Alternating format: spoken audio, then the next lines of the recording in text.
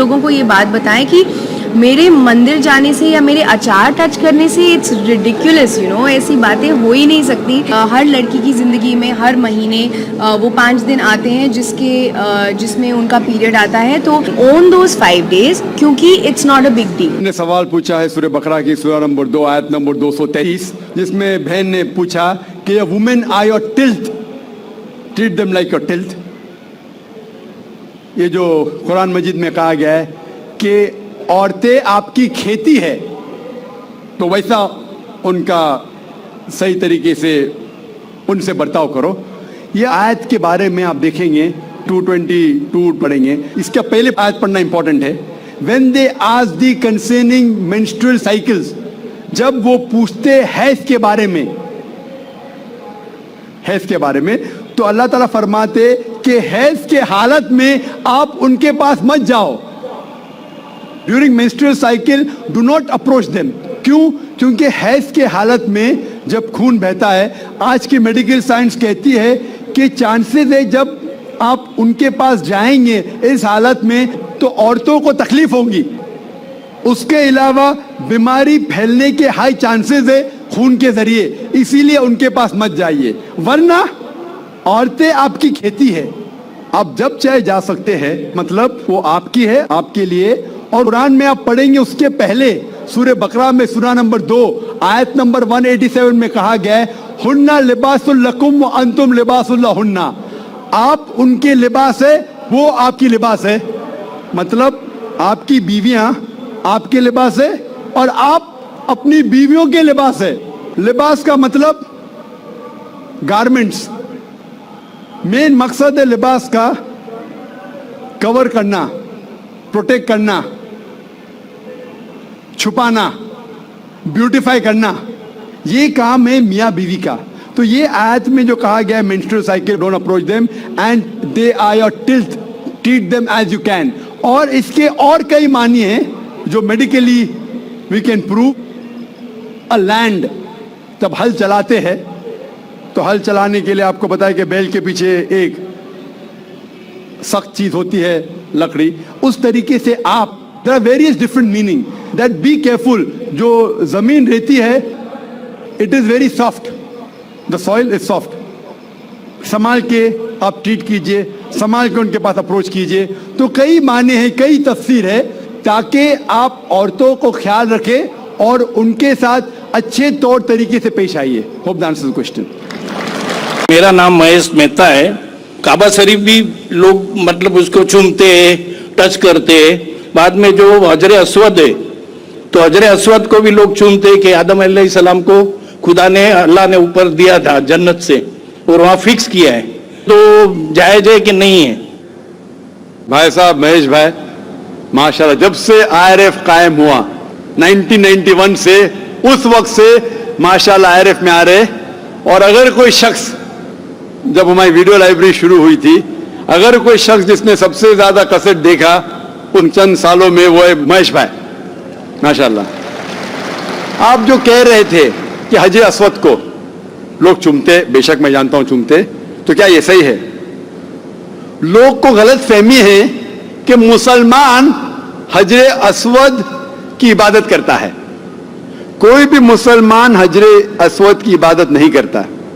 لوگ کو یہ غلط فہمی ہے کہ لوگ کعبہ کی عبادت کرتے ہیں. کیونکہ ہم مکہ جاتے ہیں، عمرہ میں، حج میں طواف کرتے ہیں، نماز پڑھتے اس کے طرف پڑھتے ہیں. تو یہ کیوں؟ اس کی وجہ ہے کہ کعبہ، حجر اسود ہمارے لیے قبلہ ہے. قبلہ میں ڈائریکشن. اگر ہمیں آج نماز پڑھنا ہے تو کوئی کہے گا پورب کی طرف دیکھ کے پڑھو، کوئی کہے گا پشچم، کوئی کہے گا نارتھ، کوئی کہے گا ساؤتھ، کوئی ایسٹ، کوئی ویسٹ. کس طرف دیکھے؟ تو یکسانیت کے لیے ہم سارے لوگ کعبہ کی طرف منہ کر کے نماز پڑھتے ہیں، فار کانگریگیشن، فار یونٹی. تو اگر ہم نارتھ میں رہ رہے تو ہم ساؤتھ کی طرف دیکھ کے نماز پڑھتے، ساؤتھ میں تو نارتھ کی طرف، ایسٹ میں تو ویسٹ میں، ویسٹ میں تو ایسٹ میں. اور ہم جانتے ہیں کہ جب مسلم کارٹوگرافرز نے پہلی بار جب ورلڈ میپ ڈرا کیا تھا تو ساؤتھ پول اوپر تھا، نارتھ پول نیچے اور کعبہ بیچ میں تھا. ویسٹرن کارٹوگرافرز ہیں اور میپ کو الٹا کیا، north pole top, south pole down, north pole ऊपर, साउथ पोल डाउन, बट अल्हम्दुलिल्लाह फिर भी काबा बीच में ही है, सेंटर। तो काबा हमारे लिए किबला है, डायरेक्शन। हम जब जाते उम्रा के लिए, हज के लिए, हम काबा के गोल, हज अस्वद के गोल, काबा के गोल हम तवाफ करते हैं। हम तवाफ इसलिए नहीं करते क्योंकि हम उसकी इबादत करते, हम तवाफ इसलिए करते हैं क्योंकि अल्लाह का पैगाम है, अल्लाह का अहकाम है, हमारे रसूल का अहकाम है। लेकिन मंतिक से मैं सोचूं, लॉजिक से सोचूं, तो ये सोच सकता हूं कि हर सर्किल का एक सेंटर है, एक महवर है, एक सेंटर, क्योंकि हम मानते हैं कि अल्लाह एक है, खुदा एक है, इसीलिए हम काबा के गोल तवाफ करते हैं, ये दिखाने के लिए कि अल्लाह खुदा एक है। जैसे आपने फरमाया कि मुसलमान चूमते हैं, बिल्कुल सही फरमाते हैं, मैं तो मेरे बेटे को भी चूमता हूं। कल आप कहेंगे कि बेटे की इबादत करता हूं, उसका जवाब दूंगा मैं। एक हदीस है सही बुखारी की, वार्ड नंबर 2, हजरत उमर रज़ियल्लाहु अन्हु जो सेकंड खलीफा थे इस्लाम के, वो ये हज अस्वद को देख के कहते हैं कि ये काला पत्थर ना ही मेरे लिए कुछ अच्छा कर सकता है, ना मेरे लिए कुछ बुरा काम कर सकता है, क्योंकि मेरे आखिरी रसूल मोहम्मद सल्लल्लाहु अलैहि वसल्लम से चुमा, इसलिए मैं चुम रहा हूं। It can neither benefit me, it can neither cause me harm, ना मुझे कोई नुकसान पहुंचा सकता है, ना मुझे कोई फायदा पहुंचा सकता है, क्योंकि मोहम्मद सल्लल्लाहु अलैहि वसल्लम ने चूमा, इसलिए मैं चूम रहा हूं। ये अल्फाज दूसरे खलीफा हजरत उमर रज़ियल्लाहु अन्हु के काफी है बताने के लिए कि हम मुसलमान हज अस्वद की इबादत नहीं करते। और मोहम्मद सल्लल्लाहु अलैहि वसल्लम के वक्त पे कई सहाबा काबा पे चढ़ के आजान देते थे। अगर कोई मुसलमान काबा या हज अस्वद की इबादत करता है, कोई भी बुत परस्त जो बुत की इबादत करता है, उस पे कभी भी नहीं चढ़ेगा। तो ये कहना कि हम काबा या संगे अस्वद या हज अस्वद की इबादत करते हैं, कई सहाबा ने काबा पे चढ़ के आजान दी, तो ये साबित है कि हम ना काबा ना हज अस्वद की इबादत करते हैं, हम सिर्फ उसको किबला मानते हैं, और क्योंकि अल्लाह के रसूल ने चूमा इसलिए हम चूमते हैं, हम उसकी इबादत नहीं करते। Hope the answer the question. जी भाई, माइक नंबर 1 से अगर कोई सवाल हो तो। नमस्ते, मेरा नाम रमेश भंडारे है और मैं प्रोफेशन से टीचर हूँ। तो मैंने सुना है कि मोहम्मद पैगंबर जी ने चांद की तरफ उंगली दिखाकर चांद के 2 टुकड़े किए, लेकिन अभी फिलहाल इंसान चांद पे जाकर आ चुका है, तो ये साइंटिफिकली प्रूव हो चुका है, ये जानना चाहता हूँ मैं। भाई साहब ने मुझे नमस्ते कहा, कुरान के आयत है सूरह निसा सूरह नंबर 4 आयत 86 में, कोई भी आपको अगर विश करता है तो उसको और बेहतरीन तरीके से विश करो, या कम से कम उतना। आपने कहा नमस्ते, मैं आपको फिर से नमस्ते नहीं कह सकता हूं। क्यों? नमस्ते के मानी है कि मैं आपके आगे झुक रहा हूं, इदम नममे, मतलब आपके आगे झुक रहा हूं। झुकना सिर्फ है ईश्वर के सामने। तो मैं कहूंगा मेरे आगे झुकना हराम है, इसलिए मैं कहूंगा अस्सलामु अलैकुम, आप पे सलामती हो। ये सबसे बेहतरीन तरीका है। इसीलिए मैं नमस्ते का जवाब नमस्ते, क्योंकि मैं नमस्ते के मानी जानता हूं। अक्सर हिंदू नमस्ते के मानी जानते भी नहीं। नमस्ते आता है एकदम नममे से, आप मेरे सब कुछ हैं, मैं आपका सब कुछ नहीं हूं। कुछ कुछ आपको हिदायत दे सकता हूं, हिदायत देने वाला अल्लाह सुब्हानहू व तआला। हाँ, तो इसीलिए मैं नमस्ते का जवाब दूंगा अस्सलाम वालेकुम, अल्लाह की सलामती आपको।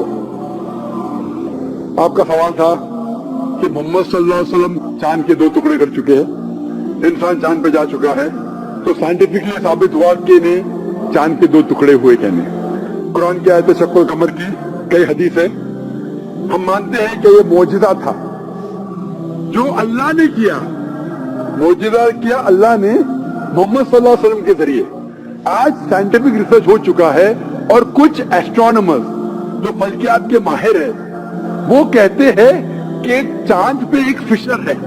फिशर मतलब एक लकीर है, क्या है पता नहीं। तो हम कहते हैं कि ये लकीर शायद निशानी है जब अल्लाह के पैगंबर मोहम्मद सल्लल्लाहु अलैहि वसल्लम ने शक्ल कमर, कमर के 2 टुकड़े किए थे। टुकड़े हो गए वापिस हो गए, तो ये फिशर है। तो साइंटिफिकली एक फिशर है, क्या है लोग को पता नहीं। तो मैं कहता हूं इंशाअल्लाह वो फिशर वही है जो अल्लाह के रसूल ने टुकड़े किए। लेकिन आज अगर कोई कहेगा कि चांद के टुकड़े 2 हो गए इसलिए मैं इस्लाम में मानता हूं, शायद, लेकिन आज दौर मौजदा का नहीं है, चमत्कार का नहीं, आज दौर है साइंस का। और सबसे बड़ा चमत्कार जो आखिरी पैगंबर मोहम्मद सल्लल्लाहु अलैहि वसल्लम ने किए वो है कुरान। सबसे बड़ा चमत्कार है। तो मैं तकरीर दी थी सबसे पहले बार पुणे में असेंबली हॉल में, कुरान और जदीद साइंस, उसके जरिए पता चलता है कि कुरान हम साबित कर सकते, अल्लाह की किताब तब भी साबित कर सकते थे, आज भी और बाक़यामत तक। तो ये मेन चमत्कार है। कोई भी इंसान पढ़ेगा, अगर आपको आदमी ने तर्जुमा पढ़िए और अगर सही नियत से पढ़ेंगे, आपको अल्लाह ताला हिदायत जरूर देगा। हिदायत मतलब सही रास्ता दिखाना। तो सही रास्ता जो है वो आखिरी कलाम खुदा का, वो कुरान शरीफ। अब नाम से क्वेश्चन माइक नंबर 2 से।